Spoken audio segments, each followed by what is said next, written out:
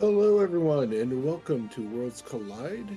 I'm Joker Mage. I'm going to be joined in the booth shortly by Drinks Glue, and we are doing a double header.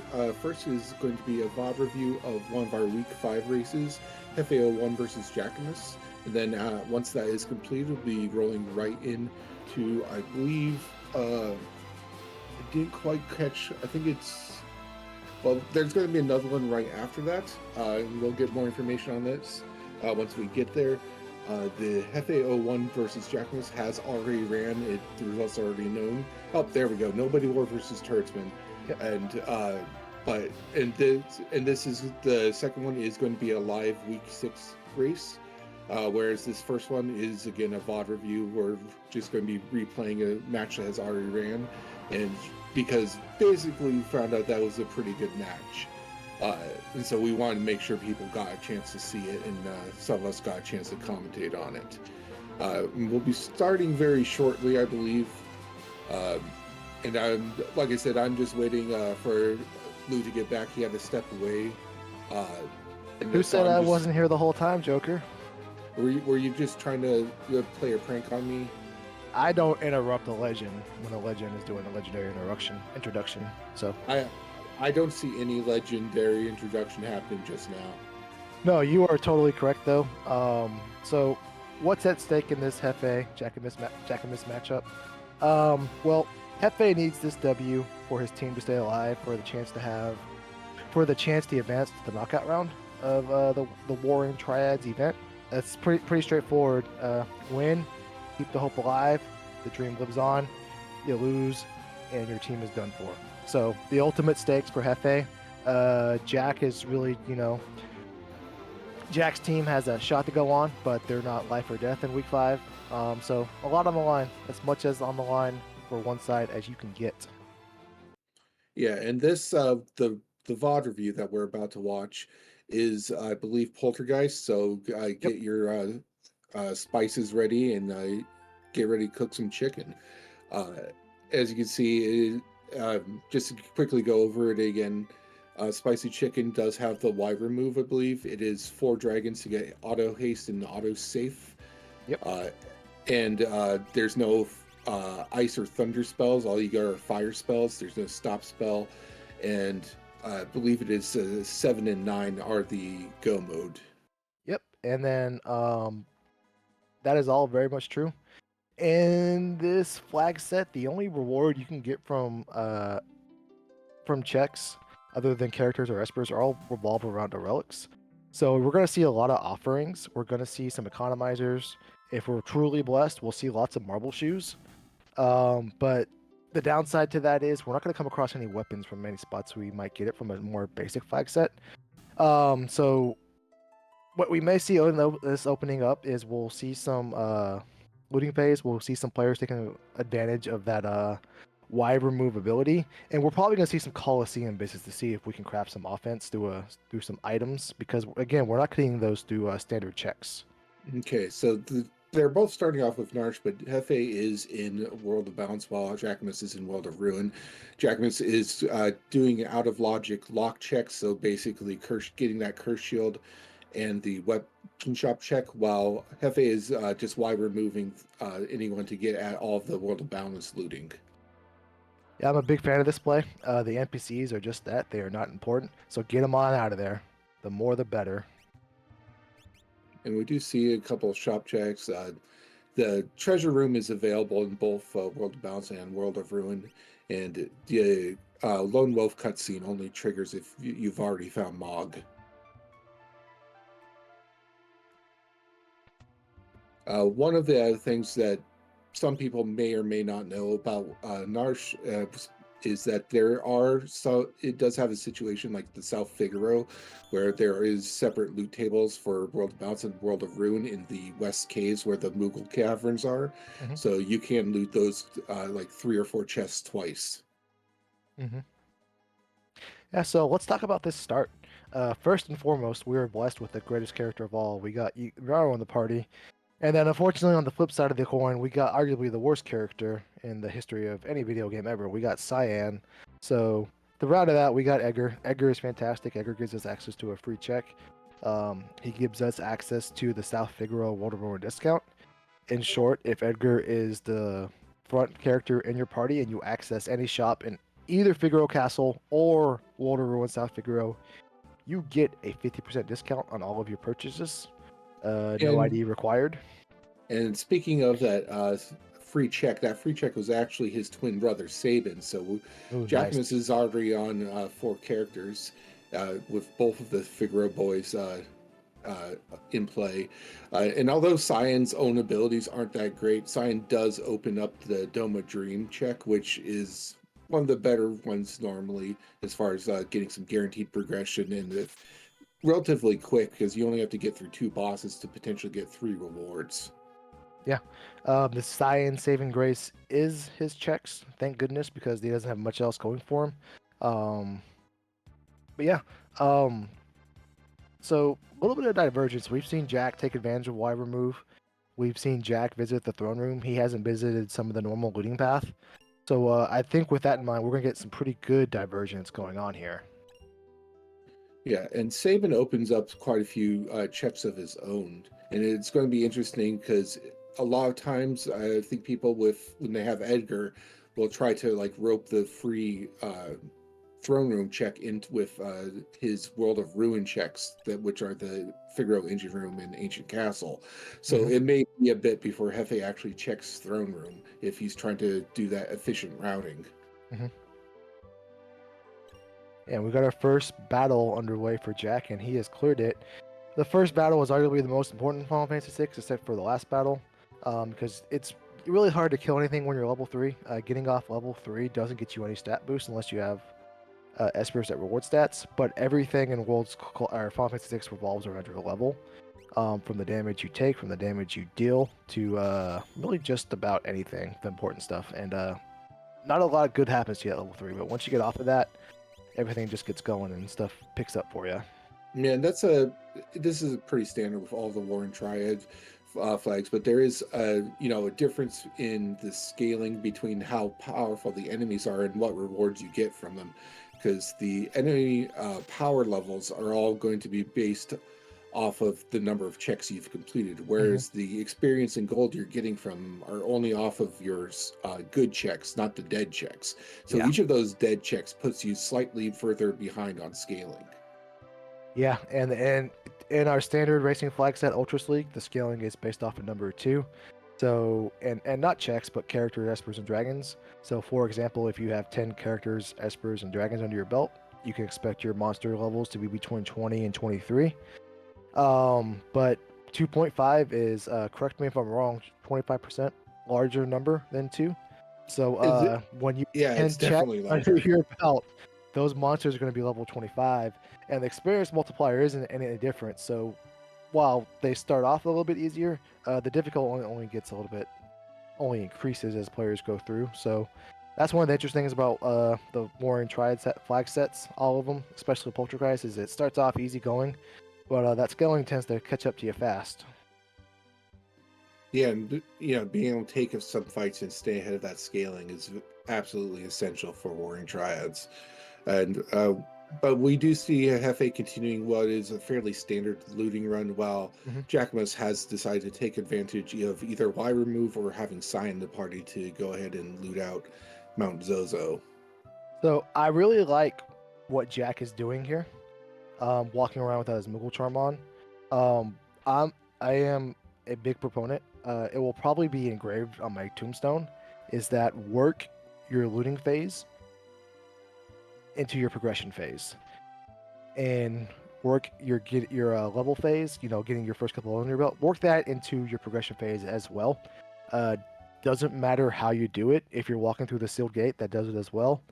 That's a little more obvious, but walking through Mount Zozo without a mobile charm is a little more innovative in that regard, and it's unorthodox, but I like it. Rather than walking around outside of Narsh, where you're not moving towards anything that can help you out, help you advance in the seed to do your fights, it's really unique here that he is doing that on his way to Mount Zozo, so he's saving some time by doing Yeah, that. and So a lot of the times it's just a question of what fights you're getting, and so these do seem like fairly straightforward ones, because I've definitely like had situations where I tried to get a few fights in to get ahead of scale and just fight like L magic fights, which is not the way to go. Hmm. Yeah. So that is true. You are likely to come across some counters that quote unquote suck, as people of my generation say. But you're also just as likely to come across counters that are beneficial for you. And as you transition different screens, you get fresh sets of encounters.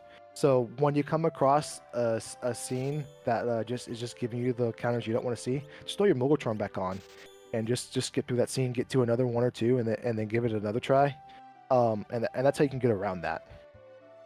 But and again, if you happen to come across multiple level magic in different scenes, then so be it. Sometimes randomizers gonna give you the goods, sometimes they're gonna give you the bads. But I believe the phrase is randomizers going to random. yeah, And we do see Hefe did find a place that's selling some warp stones. I think this is World of Ruin that's South World of Figaro Ruin. shop. Or excuse me, Yep. Yeah, so those were Um, discounted. so Jack is already level 15. It is 8 minutes into the seed. That is amazing. The downside to that is Hefe found some fixed dice. He's found some other goodies, and he has a little bit of money under his belt, while his Jack doesn't. So that's kind of the trade-off to doing this: is you're getting levels. Levels are king, but levels don't do you any good if you're swinging metal knuckles and a mithril rod. So some pros and cons to both of the approaches here. Okay. Yes, as long as that person stays alive for the battle. So Okay, if and you go ahead.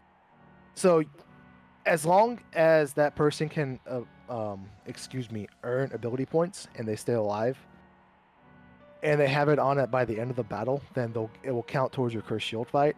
Um, no other scenario where no other option where those scenarios happen does it trigger. So you can't equip it on a fight on a go and then have it count towards your battle because Gogo doesn't know AP. You can't put it on your Morrow at the start of the battle and have him keep alive because he doesn't earn ability points.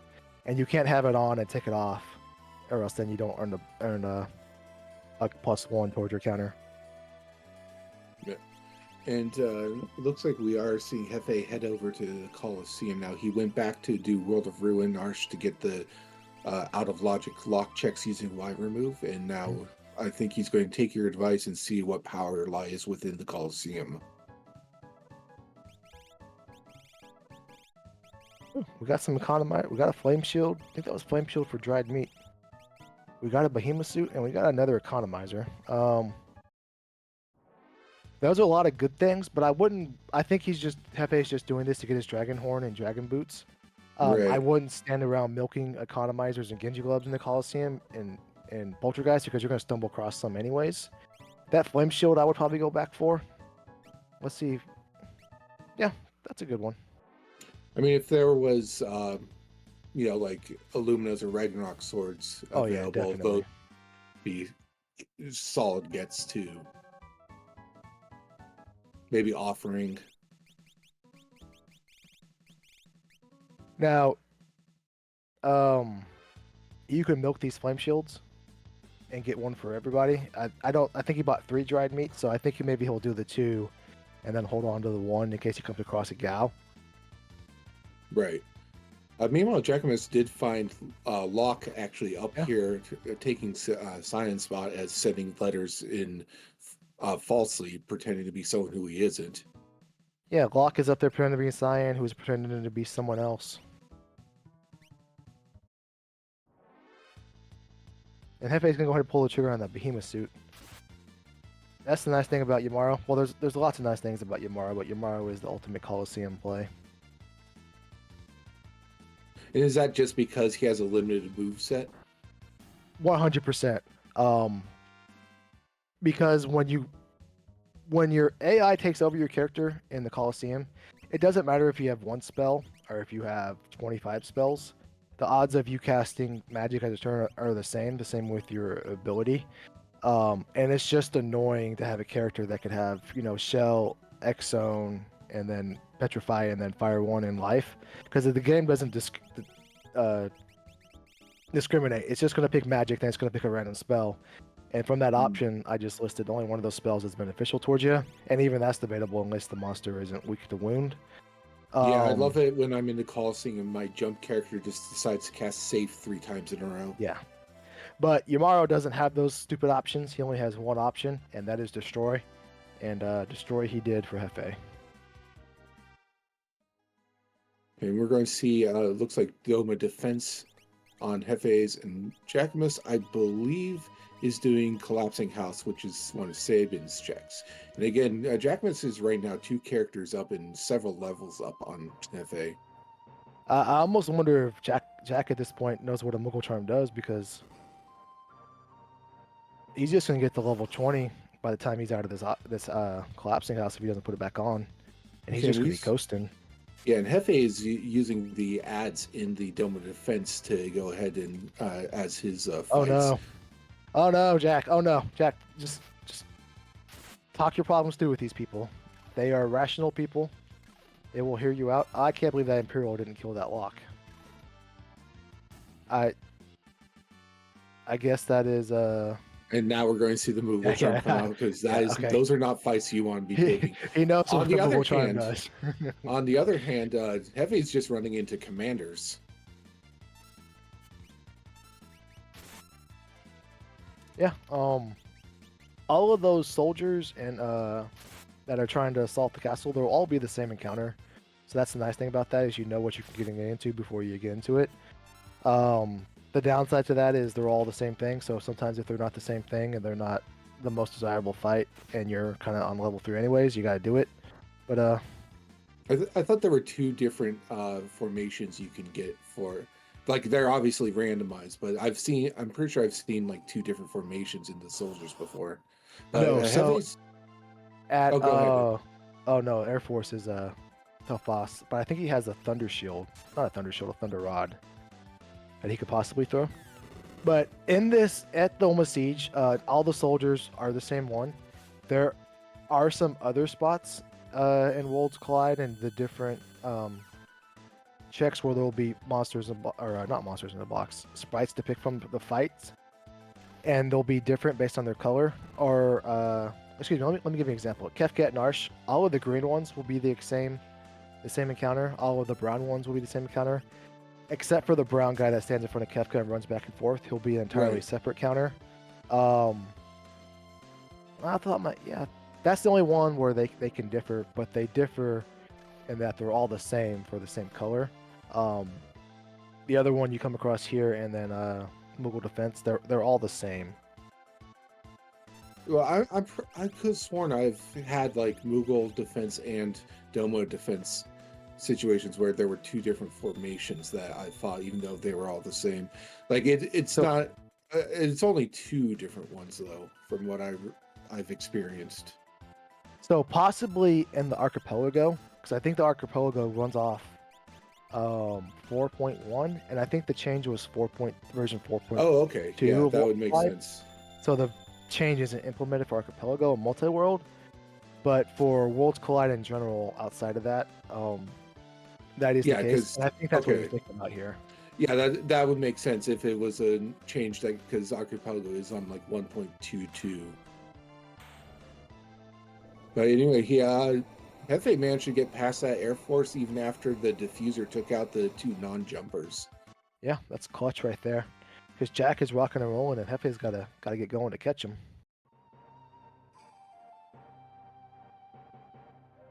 And this is either going to be an Esper item for Hefe, and that's an experience egg. That is huge. Experience egg, the most broken item, possibly in all of any video game ever. So in this group, who do you want that experience egg on? Because we did see Hefe put it on Cyan. Is Cyan his jump character? Or does Edgar have the jump? I think Edgar's jump. Cyan must have something that I missed, or something noteworthy. So that's his offense now. There's a concept that Cyan has coin toss. Say that again. Cyan has coin throw or coin toss, whatever it is. Gotcha. GP toss. Throws money on the ground. Whatever. But there's a concept Zelfer talks about in his tutorial video. If you don't know who Zelfer is, Zelfer got that dog in him.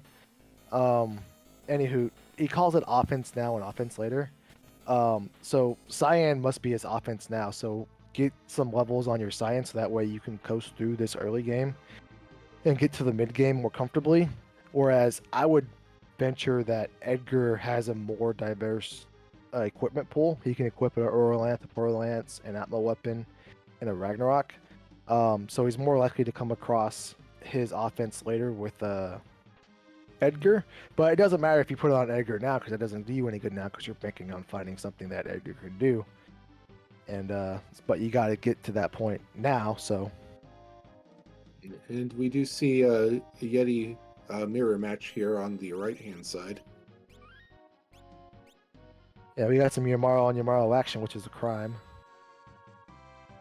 Well, Jefe is going to take on a dragon. We do need 4 of them for the bonus.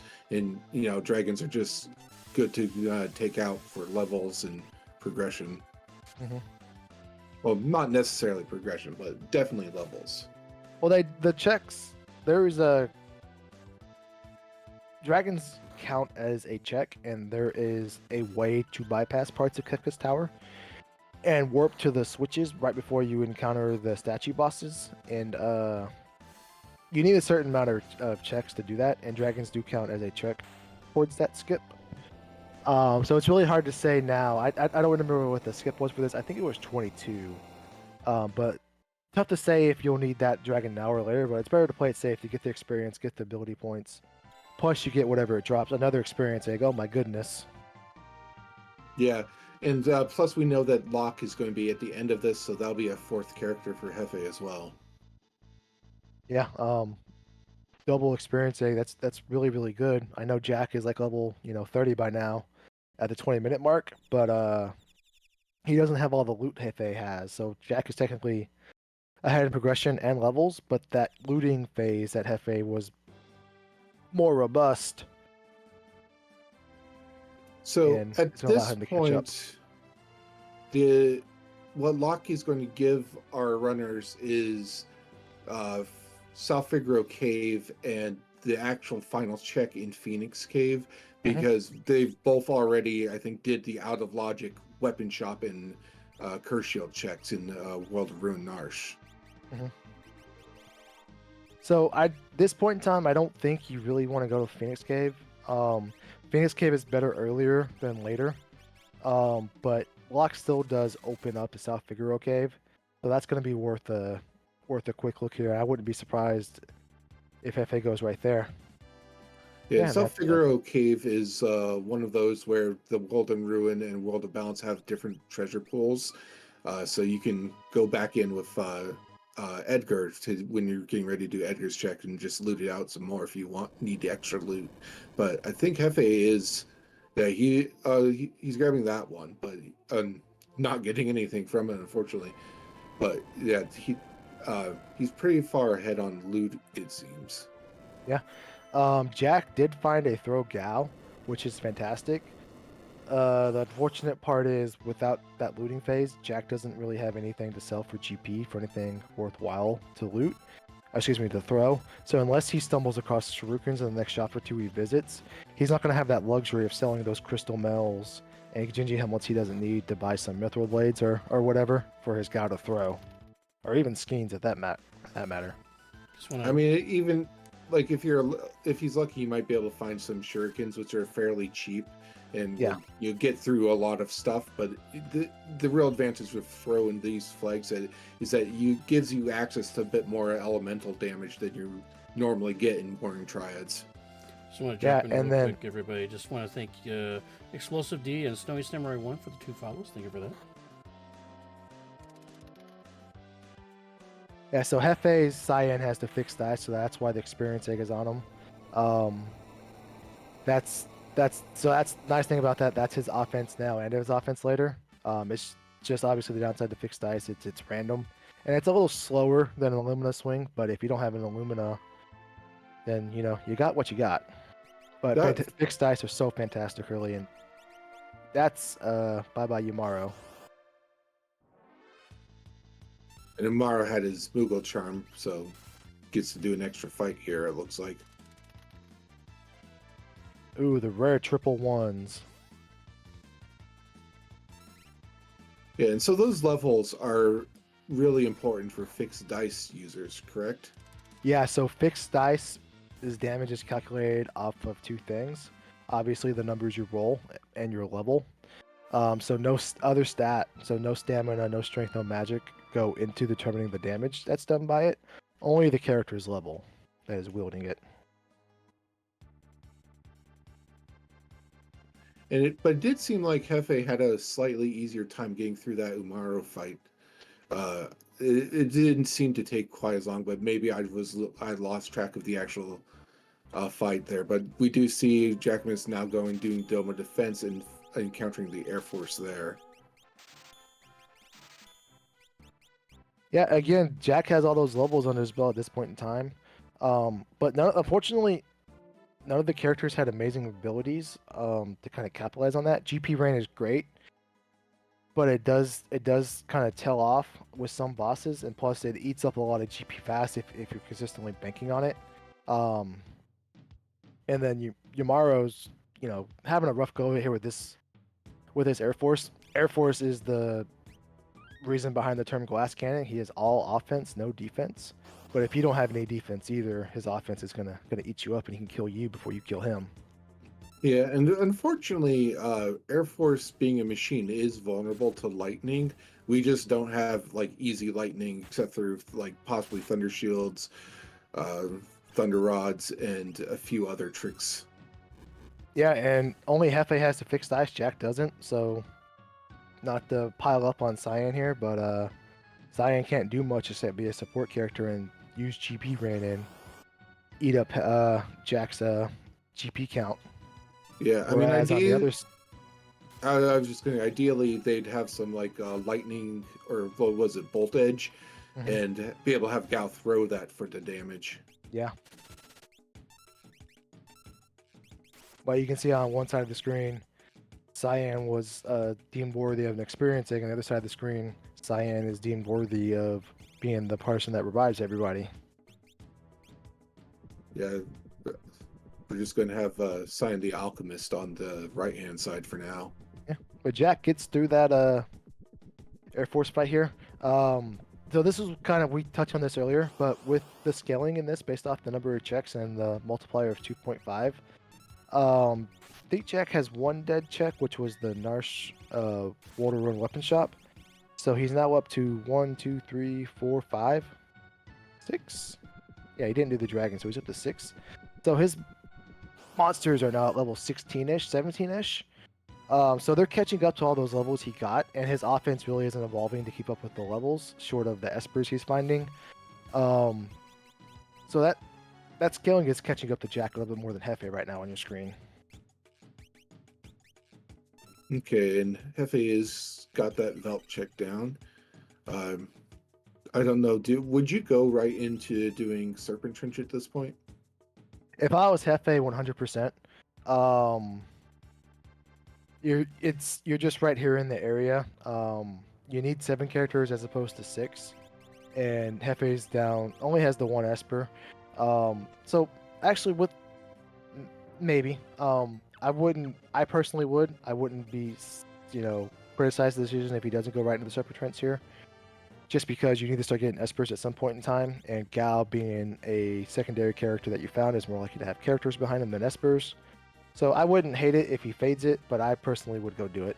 And he's going to fade it. And again, that's perfectly fine here. You need to find Espers. Yeah, and right now, like, it feels like the main difference between the two, and which is about to get resolved, is that Sabin, because Jackimus has had Sabin since nearly the beginning of the run, and it looks like Hefe's about to go find that Sabin on the throne.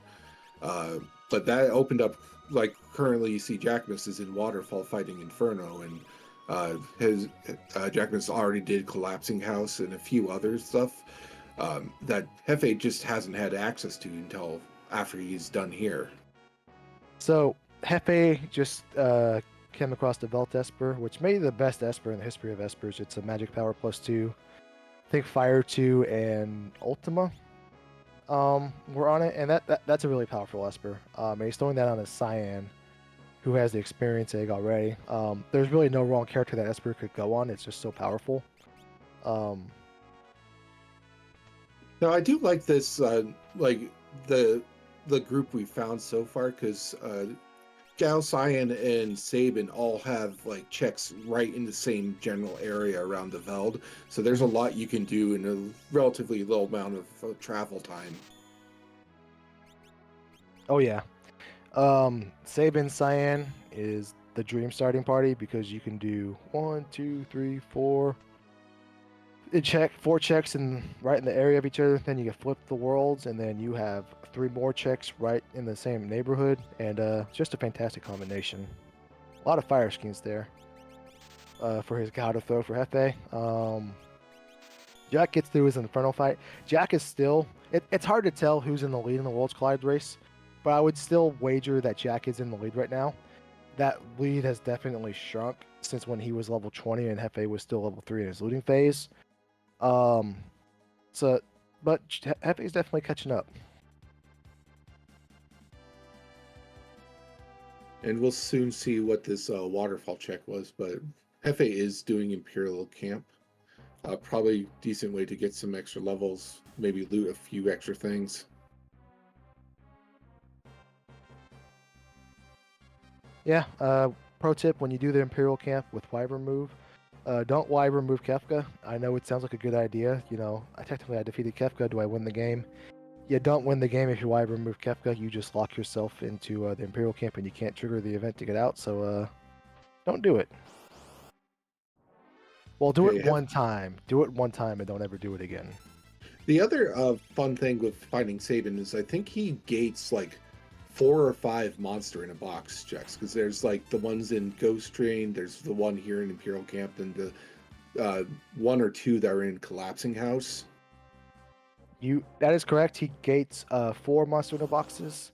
The one Hefe was just at, the Phantom Train, which is probably one of the least visited monster in a boxes, and then the 2 in Collapsing House were probably the most visited monster in boxes outside of the one that's in the tutorial house in Narsh. Yeah, but if you're looking for the offering, Sabin's a great character to have. More than likely, Sabin is offering the offering behind his checks. Ooh, that's a Terror at Imperial Camp. That's character number 7, but only 1 Esper. That's good, but not great. But the good news is Terra is going to give him access to that Genji Glove if he so desires it, behind the Welt Gate that he passed up at the Narsh Waterborne Weapon Shop. Plus, he gets access to the Sealed Gate and all of that's goodies if his heart desires it. Yeah, and Terra's another one who opens up quite a few checks. They're quite a bit more spread out in terms of like their geographic locations, but there's plenty to do. They're definitely 2 of Terra's checks are definitely some of the longer ones in the game, but you really, she's not as bad as Strago, so you can't complain. Okay, and we have a question from Gar. Why is Ursus the best enemy in the game? Oh, he's just about to show you, but he couldn't steal. Why could that Ursus not steal? I don't know why that didn't happen. But to answer Gar's question, so Ursus will steal GP from you, and then when you kill him, you get your GP back towards your battle rewards. But then it turns around and gets multiplied by whatever the flag set GP multiplier is. Plus, if you have Cathood, that's another multiplier on top of it. So, in short, Ursus is a possible walking wallet full of money for you. And that's an experience A for Jack. That's 3. He just found that one in the chest. Yeah, it's basically like instant day trading. So you can get really huge rewards, but if the Ursus runs away first, I think that's a slight difficulty there. Both players have 2 experience eggs each. Jack's did not. No, Jack should have 3. I don't think he fought the dragon. Oh, that's right. He didn't fight the dragon when he was up there. He fought everything else but the dragon while he was up there in Mount Zozo. But good to know that experience eggs were plenty in this seed. Okay, and Jackimus is doing Dream. There's, again, I mentioned this earlier, 2 bosses for 3 potential rewards.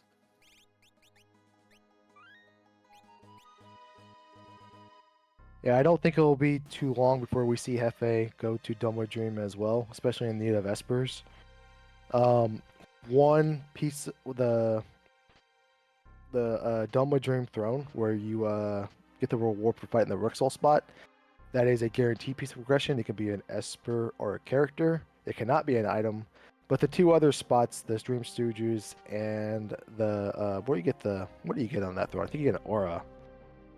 The throne after the battle, after the chaos, can also be a Esper or an item, so it's possibly a chance at 3 Espers. Yeah. And Jefe did pick up earrings and I guess a Thunderblade may be potentially some source of lightning damage if you can throw it or equip it. But other than that, I think the earring was the big find in the Imperial base treasure room. Yeah, that was not a feel good in treasure room right there. But that's okay. The good stuff is in the back of the cave. And we do No, have the Ultros 4 fight going on right here is at the Stooges location. that's a second relic ring in this sealed gate for Jefe. That's not ideal. That's unfortunate. Now, my experience with Relic Ring is that it's just generally awful. Is there any advantage for it? It sells for about 1,000 GP. So if you come across 2 of them, you can buy a couple of sleeping bags with it. But other than that, no, not in Worlds Collide. Because if I remember, it just you equip it on someone and it turns them into a zombie, right? I think it turns you into a zombie. It gives you the zombie status, but it keeps your HP up where it's at, and that is a French vanilla Atmo weapon spot right there for Jefe. That is And it, huge. That's his second experience egg. Can sit on his lock, and eventually lock will turn into a carry for him, and that is fantastic. and he also picked up an ice shield on right next to that Atmo weapon in the. Even better. Very underrated tortoise shield right there.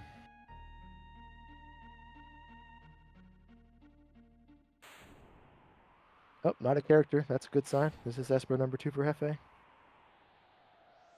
Now, is this spot guaranteed to be Esper or character? For the sealed gate, Yeah, no, it can be anything. It can be character, Esper, or item. There's no guarantee. that That was is, a. Yeah, the Starlet with X Zone, and I didn't see what else was on it. it doesn't matter. It's the second one out of 9 that we need. That's the most important part. Yeah, and in that, Matt, like on that sort of status, Jackimus is on 5 Espers right now, so definitely has the advantage that way. Oh yeah, most definitely. Jack's because Hefe did a longer check and did some looting in Sealgate, Jack was able to expand his lead a little bit more so. But again, Hefe is about to get back on the quicker check trail. Hefe has a lot of fast checks in front of him. He has the waterfall. He has Welt Gate. It's not fast, but he still has Surfer Trance if he desires it, plus Doma Dream. So he has a lot of fast checks in front of him he can get to and get going to catch up. That's one of the That's one of the sentiments when a lot of people say it's hard to tell who's ahead in the World's Collide race. One person could be at 6 characters and 4 espers, and another could be at 4 and 4. But if one person has done all of their fast checks and they only have longer checks to go, and one person has done some longer checks and gotten some levels and have their faster checks to go, that person that is at 4 and 4 instead of 6 and 4 may secretly be in head because they're about to roast through everything really fast. So that's why it's tough Okay, to say who's ahead and who's not. But yeah, and the Phantom Train reward was the Esper Phantom. how poetic. Yeah, and just to harp on, or just to echo that sentiment, Hefe is about to get an Esper from this. He's going to go to Waterfall after this and get, I think it was another Esper at the Waterfall? I believe so. Yeah, I know it Yeah. wasn't a character at least. Yeah, also, don't why remove this goes Hefe is about to counter, or else Yeah, you're stuck in there forever. yeah, we did see one of our runners do that recently a few weeks ago. And I And also, discovered. I'm sorry, go ahead, Joe. Go ahead. Okay. On my own, I discovered another Y remove.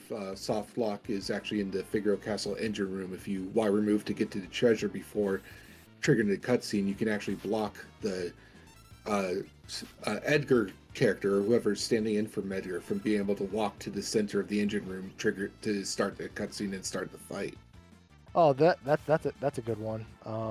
If you do the right thing, and take out Sid in the minecart before he can do any more damage to the world. That's the right thing to do, but unfortunately it soft locks you down there forever. And where else can you soft lock yourself? I think. So Imperial Camp, Phantom Train.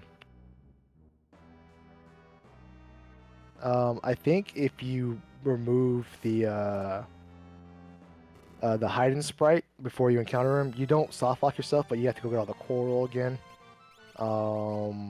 Where else? I don't think that's it, but that's all I can think of off the top of my head.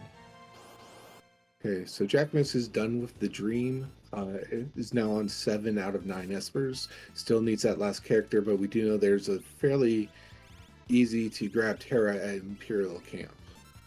I like Kefka here taking all these wiry dragons. Really anything from the floating continent on in Worlds Collide, except for Outsider Madam and some of the other more dangerous fights, give a very robust pool of experience. So if you can find anything from the floating continent or on in terms of story, I think that's worth repeating for in this encounter here.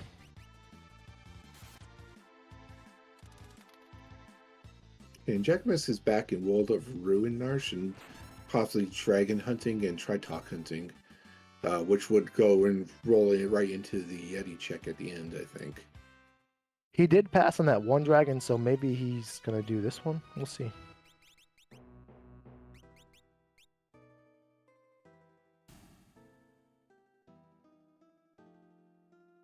Yeah, and Hefe's going to finish up his here. Ooh, that's a nice pickup. I know it's a leather hat, but I like picking up some of the unorthodox checks sometimes. Especially that one. That one's not that far out of the way. And you can actually safely remove those 2 ghosts that are blocking the dinner one if you just want to run through the cart instead of running around it. Mm-hmm. Yeah. Aloe Vera in the monster in a box. Ooh, and he dodges the doom. That's clutch. Rebel fries are up top, Hefe. There we go. Yeah, no experience or ability points for this fight, but he does give you Tiger Fangs, and Tiger Fangs is a cool 12k.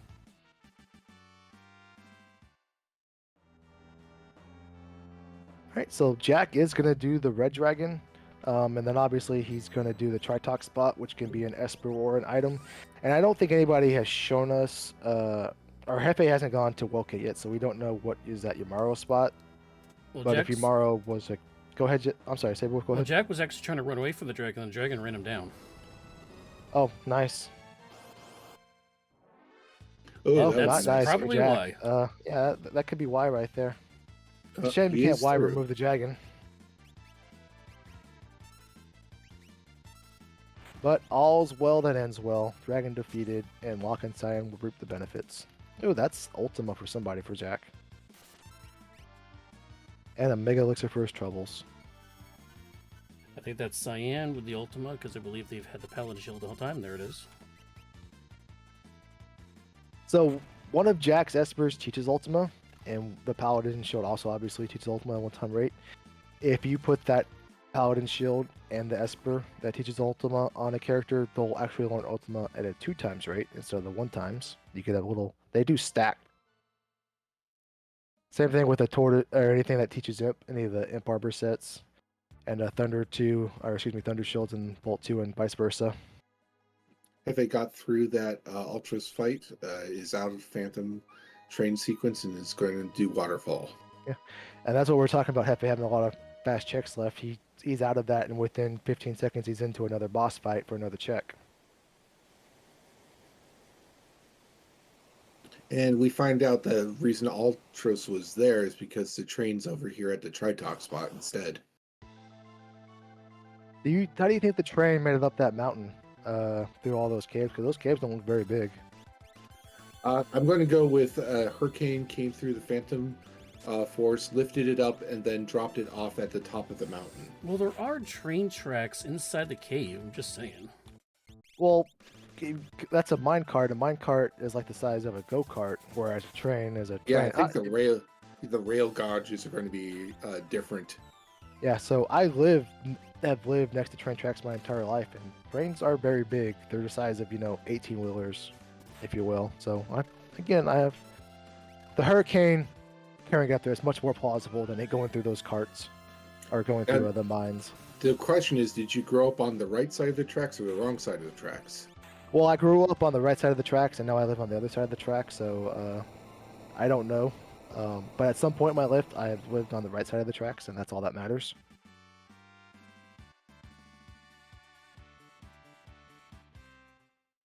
And as we said, you got that Umaro. You're already up here. Go ahead and take that Umaro check.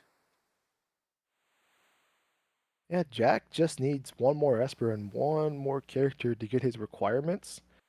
I don't think Skip is going to be in his future because he's passed on some of his dragons, and he hasn't had that many dead checks that would kind of push his check count towards the Skip numbers.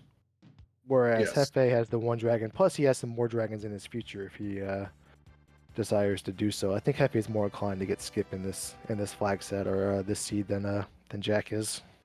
So we have annoying spaghetti here on the right-hand side, blocking whoever Magicite number 9 is. But then, as we know, like Jackimus, if he does Imperial Camp, will find that Terra fairly quickly and be in go mode. Otherwise, I don't know if we've seen any other place where there would be character number 7 yet. No, Hefe hasn't unearthed another character for us that we don't already know about. For Jack's detriment, you'd rather do Imperial Camp earlier than later because it's fixed encounter fights, which take a little bit longer time than just doing one quick and easy boss fight.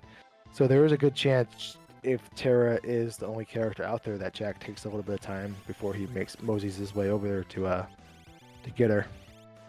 Yeah, if the seed ends up being linear and Terra is like the only available one, then that's where you're going to have to go. If there's some other character available behind one of these other chicks, though, that's all you need. Yeah. And that was a really interesting X zone there. I've not seen that before. Yeah, so in Worlds Collide, the goal of the game is to get the Final Kefka and defeat Final Kefka just like you would in the regular Final Fantasy VI experience. But we start off the game with everything open. We have access to an airship. We can traverse between the two worlds. So why can't we go kill Kefka right now? Well, we have a thing called requirements, and those requirements revolve around the pieces of progression in the game, which are espers and characters. And the requirements for this particular flag set dictate that you need 7 characters and 9 espers before you are able to trigger the final Kefka fight and do the boss gauntlet, kill the statues, defeat Kefka himself and whatnot. So that's what we're talking about why he needs one more character, because he's at 6, he needs 7, and 7 needs one more. Or excuse me, 6 is one less than 7, which he is about to find here. Yeah, we see that, and that looks like it was Setzer over on at the Welk Gate, if I've caught that correctly. So that'd be the 8th character there behind Terra, actually. Yeah, Setzer's fantastic find here. I know that puts Hefe at 8 characters, but Setzer gets you access to 2 very, very quick checks, plus 1 that's reasonably fast if you and peekable about 3/4 of the way through it. You just gotta do the boss fight, which makes up a little bit of the 25% of the time for the check on average, I'd say, and then you go on from there. So Setzer's a great find. Yeah, and if Jackimus has any like smoke bombs or warp stones, you could also just use them here to get through this entire sequence much faster. He could, but Jack has shown he is here to do one thing and one thing only, and that is to fight. It doesn't matter if it's Imperial soldiers, random encounters, or every boss he has come across. He is here to fight, and fight he will. So I don't think he'll be running away from these. Question here. Since Ultima's now on the table for Hefe, he knows there's a couple different ways to get economizers. Would it behoove him to go back to the Coliseum to get those economizers to capitalize on the Ultima? I think there's an economizer behind this Welkgate check, actually, because that was one of the choices. He has 2 economizers, because this should be a Genji Glove. Yeah, that's the Genji Glove, because he took the economizer. Plus, he won one more in the Coliseum, so he's sitting on 2. I think 2 is the appropriate number, just because you can shuffle them around for the statue fight. And 2, or excuse me, and third, you don't want to be casting Ultima the entire time and just Ultima, because Ultima's great, um, but it does have a longer animation time, and he has that ammo weapon and the experience egg. He's going to be able to transition to something better. So I don't think, and I think he knows this too. Like, there's no point in going back to get an economizer to switch Locke or his Edgar to something that's going to take longer time, just because it's Ultima. We have a Collagen's Cafe check here, which is one of Setzer's. KT unlock for Jackimus. Ooh, And there that you is go. a Another third economizer. economizer There anyway. you go. Doesn't matter. But Jackimus does have go mode, so are we expecting to go straight to the tower, or it looks like maybe I looting expect out? him to go straight to treasure room. And oh, what a coincidence! He's going right to treasure room. No, I think Jack could go into the tower now, but with the minimal looting and his offense is really struggling, and he's going to get walled by. He can very easily get walled by the statues here if he goes in as is. He needs to kind of backtrack a little bit and get his offense up to par with Hefe's, or the level Hefe will end up at. He has the levels. He just doesn't have the gear yet to safely navigate all of the statue fights, in my opinion. So I think he's going to do a little backtracking, or he's going to do a full right lane clear. I don't think he full on spreads the party out. And Hefe's doing Elite River, which is one terrace checks. Bold play, Cotton. Let's see if it pays off. This is going to be a slightly longer one, even though there's only 4 fights.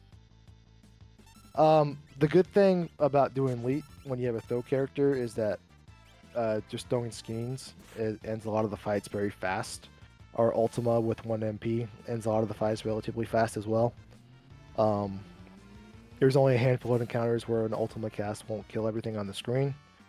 And while it may seem longer, just in general, with his diverse AoE offense, he's going to go through this no problem.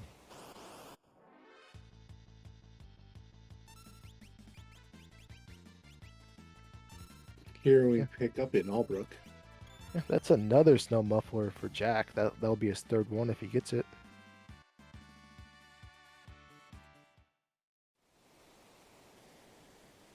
Now, if you're in Jack's position here, what do you want to be doing right now? Is what you would do the same thing he's currently doing? I'm going to double check his levels next time he goes into a menu, because that's going to dictate my answer. Yeah, he's level 45, 31, 41, and 45. So 31 is not going to cut it. 31 may as well just be a Moogle Charm holder. And 35, the same thing. Because the statues are no joke. They're some of the harder bosses in the game. And with his scaling being at, 10, 14, his bosses are going to be in the mid 40s. Other than his lock, everybody else is going to have a very, very hard time, and to the point where it's almost not clearable, even with being able to shuffle around a paladin shield and some Ultima action. They're just not going to be able to survive. So he really needs to, how he does it is debatable. Does he go shop for some more stuff? Does he go kill a dragon? Does he do a full right lane clear? Which one he does is debatable, but he can't go straight in and split up his party. So with that said, I bet he goes in and straight splits up his party and just goes at it. Nope. Yeah, so during one of the previous streams, I want to say it was Honey we interviewed, and he said that his usual thought for this particular event is you want to have answers for each of the 3 lanes, each of the 3 statues, and once you have an answer for one, you start moving on to try and figure out your answer for the next one. Hey, I just read it, Hefe. All right. Sorry to interrupt anyways, but interesting, Jack switched up his party, put experience eggs on other characters. He kind of has to, because level 31 is not going to cut it. A level 31 character isn't going to do anything but trigger counterattacks that are going to kill him. But he's re-added Yeti and put an experience egg on it. You know what? I like it. The average player, your seasoned player, is going to say, no way, Jose. Hefe just kind of skipped with his Strago, but I am all for it. Yumaro can do attacks that ignore defense, and that's fantastic for Poltergeist. And he can do attacks that ignore that pierce image, which is fantastic for Doom. So it's unconventional, but it's definitely an option. Yeah, so unfortunately, Hefe is still chasing like 5 espers. Zen Thief is a good starting point. May have to do some auction house too, just looking for any place where there's going to be guaranteed ones. Picks up that Fenrir for fairly cheap. That's a good start. So now we need 4 more espers for Hefe. I don't think Hefe's done Doma Dream yet. I don't think he's done Search the Skies yet either, and he does have Yeah. Setzer. So what was Doma Dream? Doma Dream was 1. It was either 2 or 3 espers plus Search the Skies. We don't know what that is yet. So that's really Oral Heads. That's huge for his Edgar. 2 espers and experience egg, I believe. I don't think it was an experience egg. I'll believe it. No, I honestly don't remember. It could have been. I know the first one was dead. I think it was a flame shield or experience egg, one or the other. But the last 2 were espers on the Dream. Do we remember what was at the end of Collapsing House? Because I know Jackimus checked that very early. Collapsing House was also an esper, or it was either esper or another flaming shield. He's got a lot of flaming shields in this run. And here's another place where you can use Y remove. Go ahead and just do Magitech Facility without Celeste. Yeah, that's a pretty good heads-up play because these 2 first parts of Magic Facility can only be an Esper or an item, and then for Hefe's sake, obviously, we hope it's an Esper.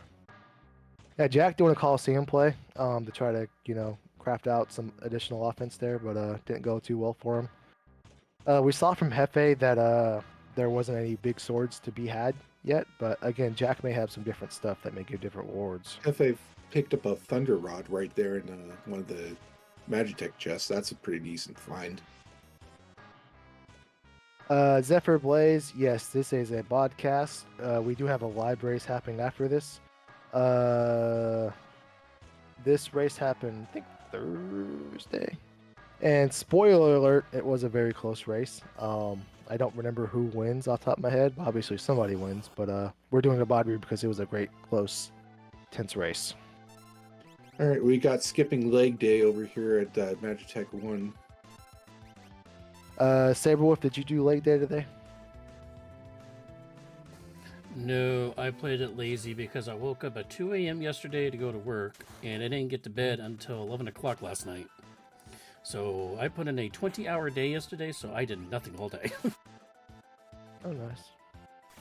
What about you, Joker? I only do leg day, so I'm built like a T-Rex. Oh, no. Nar. Very nice, very nice. Love to hear it. But yeah, that's why Hefe and Jack are in the chat. It is frowned upon if you watch your opponent's other stream in our community while they were doing theirs to get insider information. But yes, this is a previously recorded bod or race that we are rear-airing. Get used to it Jack in 2 did weeks a from now, great- guys. I'm just saying. Yeah, Jack doing a great, see everything up there. I haven't been that high in the airship in a while. Oh, that's no bueno. That's economizer number 1 for Hefe at the Ifrit Sheever spot. That's economizer number 4, isn't it? So, really glad we didn't go back for more economizers, or else, that's almost. I think 5, you're just a little mad. I think 6 economizers is a controller breaking situation. So, It's like the classic internet meme. How do I hold all these economizers? Yeah. I've never tried this, but I don't know if you put 2 economizers on a character, if you can, does the HP required go down to 0.5? I don't know, but It triggers the integer rollover. Now everything costs 254. I don't think it does anything at all. I think it's just wasting a relic space. I think it's the ultimate flex move to put 2 economizers on a character and then beat somebody in a race. It's probably only second to defeating Final Kefka with a Crusader summon. That is the ultimate flex, but double economizer is definitely top 5. I think I would say Hefe wants to trade in 3 of these economizers for just 1 offering. Traded 3 of the economizers for Magicites. Is that an ultimate out of hiding? Oh my god, that's Oh, an that's ultimate. Oh, gross. that's it's a little rude. I think he's fine because his Edgar's has that War Lance now. He's gonna finish this off, but that's unfortunate. And Jefe in chat says challenge accepted.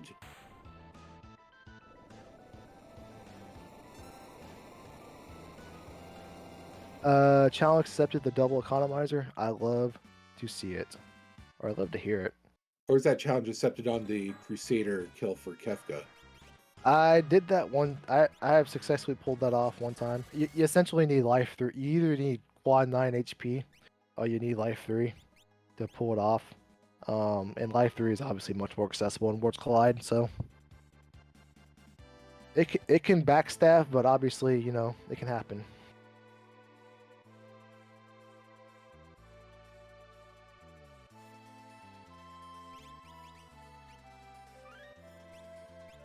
Okay, Now so see, we did. Oh, go I'm ahead. sorry, Joker. I don't mean to interrupt my nonsense. I was just saying, go ahead. Oh no, Jack pointing out in the chat that the ultimate flex will be casting Berserk on yourself in tier 1. I don't think there's a member of our community that hasn't at any point in time done an all Berserk seed, auto Berserk seed, and was immediately challenged or gentleman's agreement to not remove the Berserk status. So I think if anybody's ever played an auto Berserk seed, they've gotten all the way through Final Kefka with all the characters berserked. It is not as hard as it seems, by the way. That Gigantos is probably a monster in box you'd like to see earlier for the experience. Oh, you still love to see it late because this is going to give him over 30k experience, which is a very, very large number. Oh no, his Odin misses. That's fine. Phantom's going to nullify this jerk, and then X Zone should do this.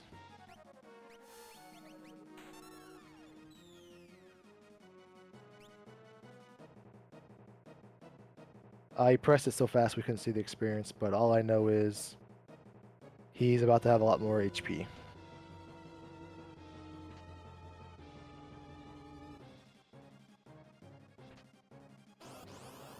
Yeah, so this, for Jefe, that's not a character, so that means this is a chance at an Esper or an item, and we still need 3 more Espers. He's had the skip now for about 10-ish minutes, but he does have some fast options for some Esper only checks. Yeah, Search the Skies is still on the table, I think. Yeah, Search the Skies, and then I think Tritalk was double Esper. So if he goes to Wolder or Narsh and gets his requirements, he's right back in it. Or he will warp right back up to where Jack is. Search the Skies is an Esper, I do know that.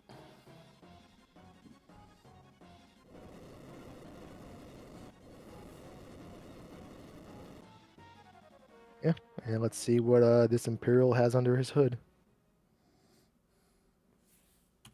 And Zephyr Blaze mentions Vanish Exxon. I think that is actually disabled in Worlds Collide, if I'm correct. Is that right? Well, he cast Vanish or Phantom on himself, so the Gigantos couldn't damage him. Because Gigantos can counterattack with 3 attacks, and then he can hit you 3 times in a row, which is kind of painful. Okay, I thought it was in reference to the bug that is in vanilla Final Fantasy VI, where you can vanish your enemy, then that makes them vulnerable to X Zone.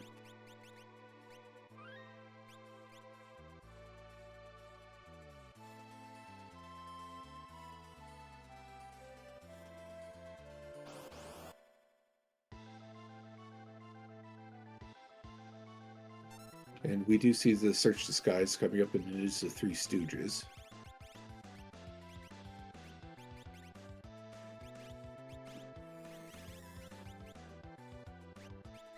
Yeah, and Jack is, pushing some weights on the switches. He's just about ready to start fighting some statues. And again, as long as Jefe can find his Espers quickly, he'll be right there with them.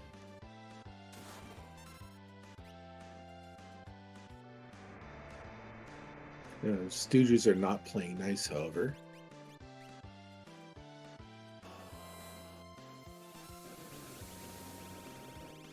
Which one of the Stooges do you like to you want to kill first, Joker? Usually the fire one, isn't it? Because he can do like life the other two back up and heal the other two, can't he? Yep, he can cast Life 2 and bring any of his other characters back up to 9999 HP. You can't actually go above 9999 HP with the Oh, Life I'm 2. sorry, my bad. Oh, we Okay. forgive you, Saberwolf. Just don't let it happen again. Another Oh, experience Another egg. experience egg. My Okay, That's and all we right. just see Dataluma has taken the role of the guardian for the statues.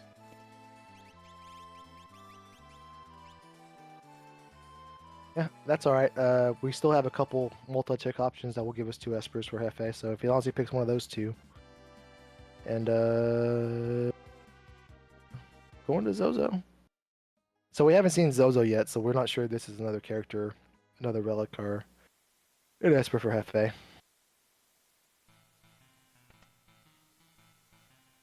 Surprised they didn't do This Mobilize World of Ruin there.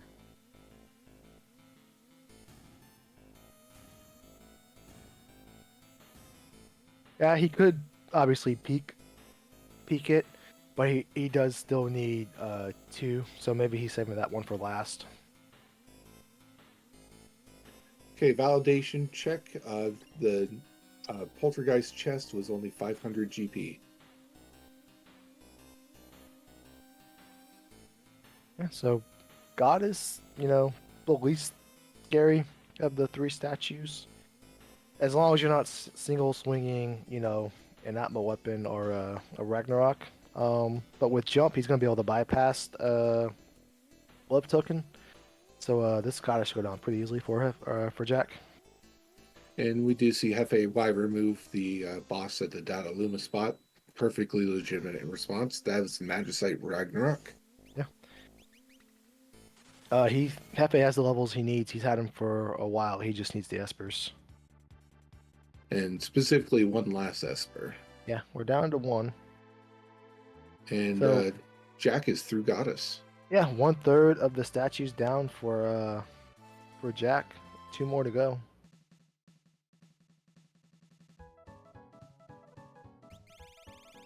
Jefe is back at the Coliseum.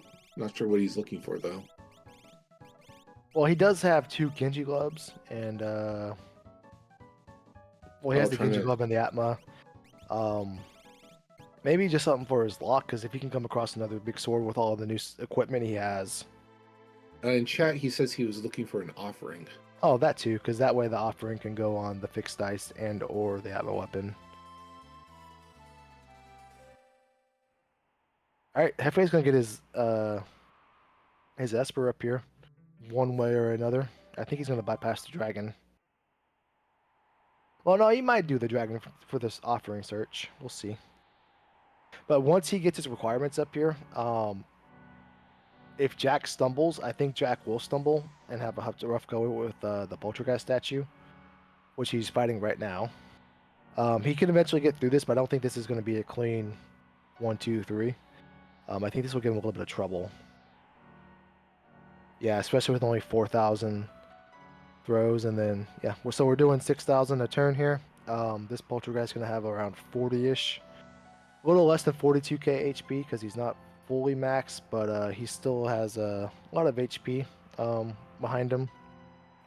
Jack so also forgot to re-heal his Cyan for MP to use Ultimo.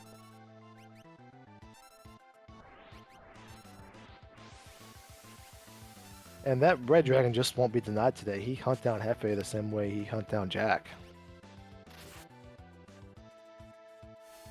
I don't think that red dragon is going to be very long for this world, however. No, he made... See, Jack he got by surprise, but little did he know Jefe, is not one to mess around with at this point in time.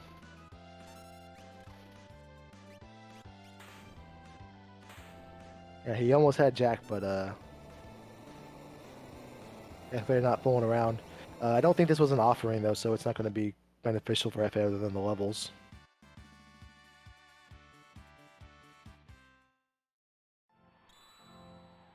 Yeah, Mega Elixir. I mean, that's at least helpful for the very last bit of the fight after Fallen One, but that's about it. Speaking of Fallen One, Poltergeist is getting a little bit feisty here. I don't think Jack has done enough damage where he can just, YOLO it. He still has a few more turns he needs to get off to whittle this down. Yeah, and Jefe just has to get through this ghost train. Yep. His X-Zone and should do it. Yep, there we go.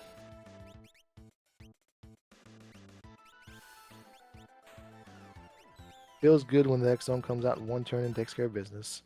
And Yeah, down goes Jack. Yeah, that was just a really unfortunate matchup. It feels like there wasn't any answers that those two characters had for the Poltergeist. So that's Esper number 9 for Jefe. Jefe's going to warp on out of here, and he's going to be right on Jack's heel, showcasing the power of the skip. Jack's got to come up with a plan B for that Poltergeist, and it looks like he's moving some flame shields over, so and the Paladin over, so his characters have a little more survivability.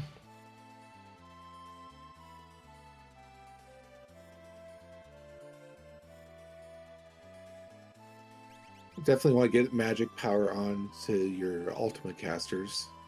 Gao does not have ultimate learned yet, however. He had 80 ability points turned it, so he wouldn't be out of line if he wanted his Gao to take a fight or two with his party, so Gao can learn the Ultima. Because again, this Poltergeist at level 50 has 42k HP. His scaling is not max, but it's in the mid 40s, so right around 40ish. HP is how much this Poltergeist has. He doesn't have enough MP to cast Ultima willy-nilly. So even his Ultima is only doing 5-ish K. He just has to somehow survive long enough to do 5 or 6 turns with both characters to do enough damage to take this down. And I just don't know if he's going to be able to. So Jefe is going to do his Poltergeist fight. I think Cyan is his main character in this group, although because Setzer and Umaro don't have the same levels as Cyan. But that Cyan is an ultimate caster with Economizer. Yeah, plus his Cyan is like level 60 by this point in time because of the experience egg all seed. So Hefe's going to have a much easier go of it than Jack. Also, Cyan's been carrying around an Odin with +2 magic power for the majority of the seed as well. You're going to see one of the rare instances where Cyan is actually useful.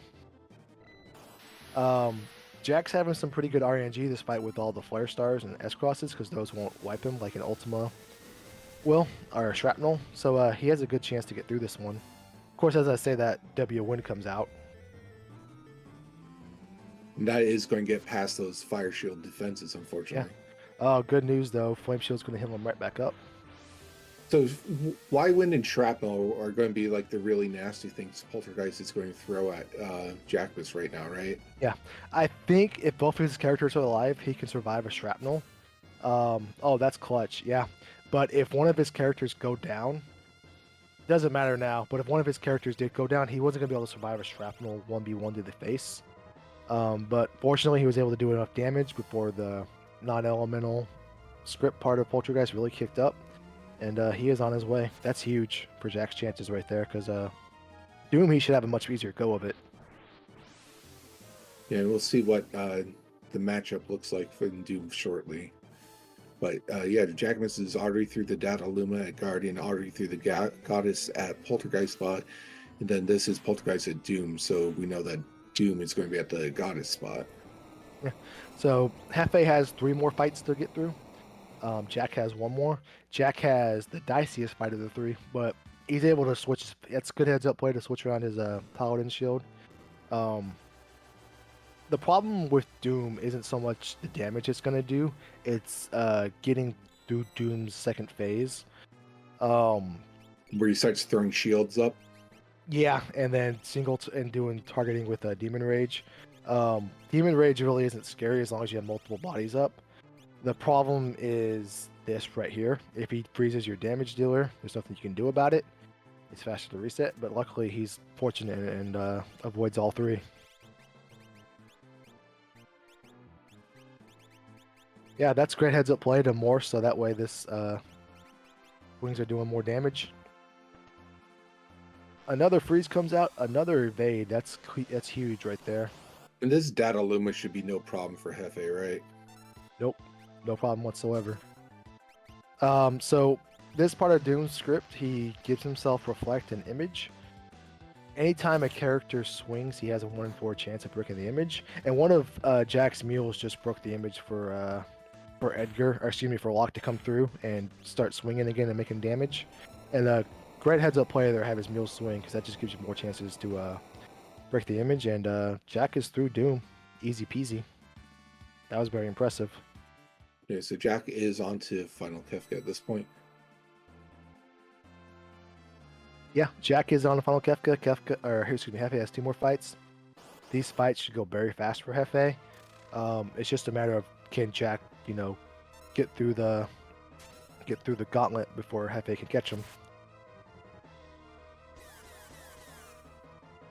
Love token coming out. But again, we do see a jump character bypassing that love token. Yeah, it doesn't matter. One more jump and this goddess should go down.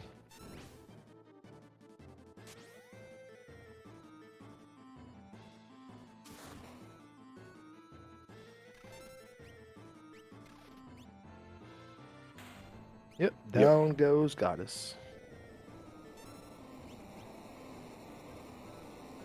And so Hefe just needs to get through that Doom fight and will be also on final Kefka. And as you mentioned earlier, that is kind of the power of both levels and of the tower skip.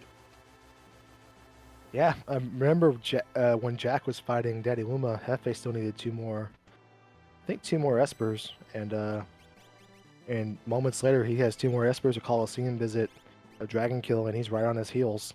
He's 1 fight away. 2 Zephyr Capes, that's a huge flex. Now, what exactly do the Zephyr Capes do? Evasion. That's about it? Yeah. Let's give you a chance to miss attacks. I don't remember the exact percentage off the top of my head, but if you ever see the animation where it looks like they're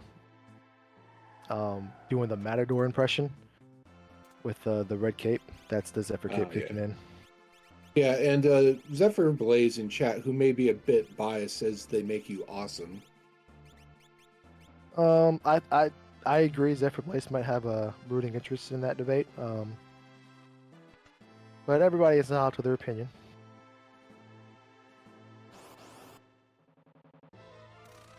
So this is going to come down to the wire because Hefe is going to make an example out of this Doom. Doom will be taken behind the woodshed, and Doom's only chance to survive this fight is to start freezing characters. Short of that, Doom will go down very shortly. It's really just a matter of does Hefe have enough gas in the tank, or excuse me, does Jack have enough gas in the tank to get to the finish line before Hefe can catch him?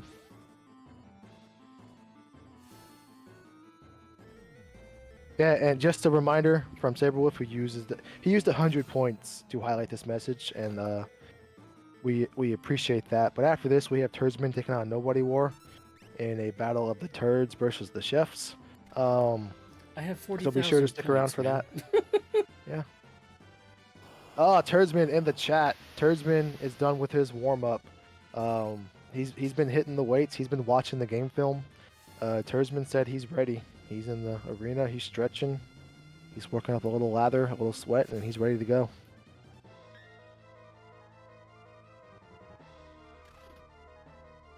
Yeah, and I think this Ultima should do it for this Doom fight.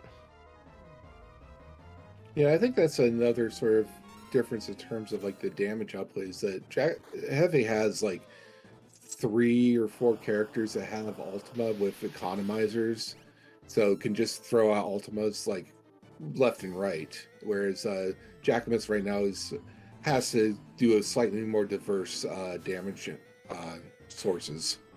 Yeah, I think he's swinging the Sky Render he got from Doom with his Terra, which is just not going to be on the same level of offense that Hefe has. Again, obviously, the problem with Hefe is that Jack got all of his progression much sooner, much faster, much quicker, and so quick that he was able to get through the statues before Hefe could catch him within the tower.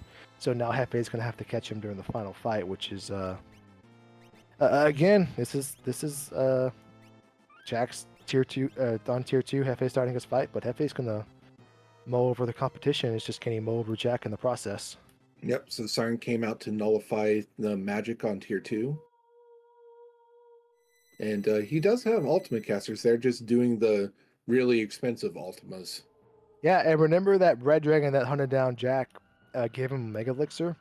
That's probably going to come most in handy on this tier because it's going to allow him to pour through his ultimas. And, you know, that's 24,000 worth of damage from that one cast right there. That's huge because that's essentially almost one entire piece worth of... that's enough damage for essentially one type of piece of this tier. And he can just get all that out on everybody. Because it doesn't matter if you do it on 2 pieces or 4 pieces, it's going to do the same amount of damage. So you might as well here. Jack currently has a 3-minute, 36-second lead going into this. Yeah, Hefe is going to have be in contention for a PB type Final Kefka time. It's just, you know, he's 2 tiers behind. He's a tier behind and some change. Yeah, and Jack's down to 2 pieces left of his tier. One of them was muted, so tier 2 is all but in the bag. He just gotta, you know, he's gotta push the body into the coffin and close it. Out comes 10 hits. Hefe is firing away ultimas. This is a race, ladies and gentlemen. Yeah, this 10 hits is not going to do anything against this HP pool. Yeah, those levels coming in handy here. Plus, Jack also bought a bunch of snow mufflers before going in here as well. Yeah, so that X zone on Hefe's side looks like it did in fact take out Long Arm, so that's 1 down.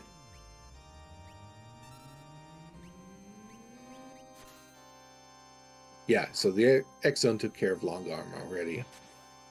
So Jack is some animations away from his tier 2. Hefe is going on up the tier 2. So we are still 1 tier apart. Hefe definitely made up some time because he was a tier and a half behind. Now he's 1 tier behind. Problem is, there's only 2 tiers left to catch Jack. Yeah, Jack, right now that Terra is looking pretty low, and tier 3 can be pretty nasty.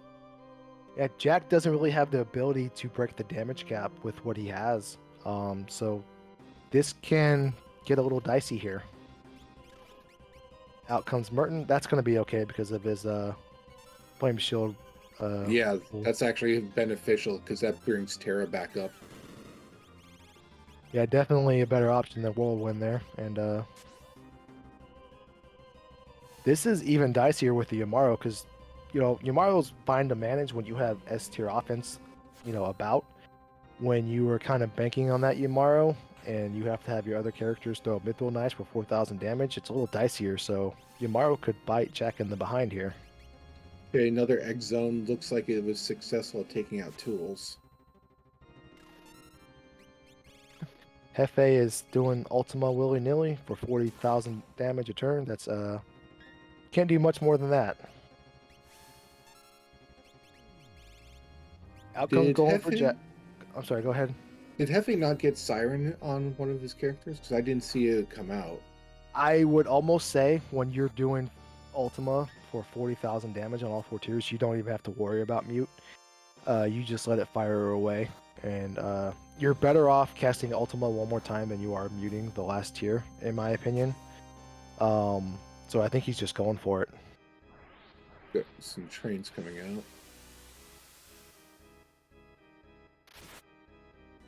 Yeah, train out. So tier 3 is almost over for Jack. Tier 2 almost over for Hefe. They'll still be about 1 tier apart when they both wrap this up.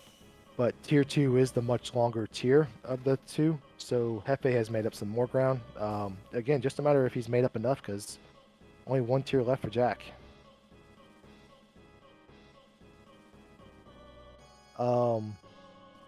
This should take 5 turns for Hefe to get through this. It's just he's going to need some things to go south for Jack to catch him here. And Yamaru can provide those things to go south because a lot of Kefka's nastier things are byproducts of counterattacks. Hefe picked up 1 minute and 10 seconds on that tier there. So we're down to the wire. Will Yamaru betray Jack? Can Hefe catch Jack?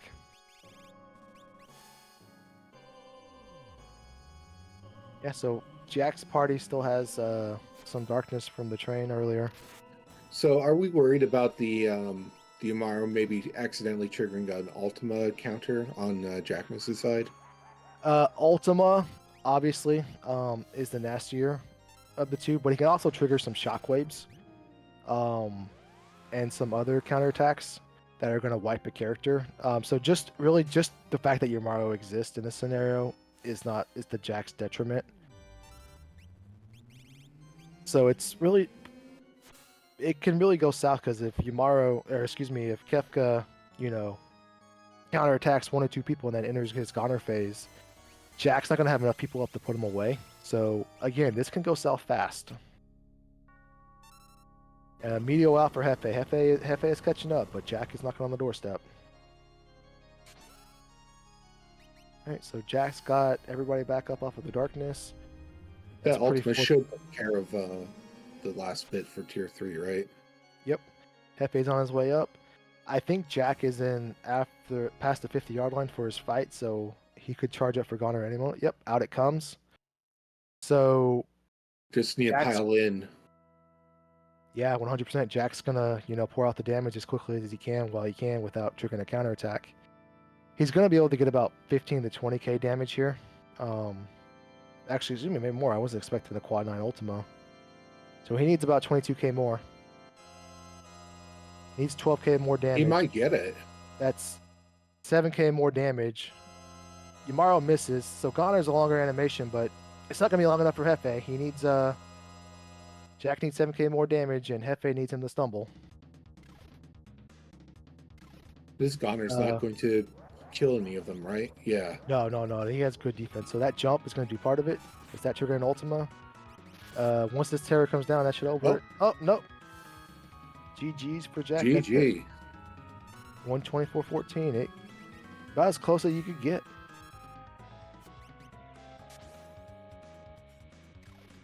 So, yeah, Hefe is coming up in the second phase of his fight now. Out comes a hyperdrive, but he should still... Oh my god, he tanks it. Yeah, like you said, levels are king, and if you got levels, like even the final Kefka stuff can kind of be walked off a bit. Yep, quad 9 Ultima, I think that's it. Yep, GG. Wow, right there. So, that was 25 seconds apart? Yeah. Like 35, but yeah, it was less than a minute apart. Yeah, that was really huge. Great. Yeah, again, because Jack, Hefe was minutes behind, three fights, plus all the tiers while Jack was on his switches. So Hefe made up some ground. He just couldn't make up all of it.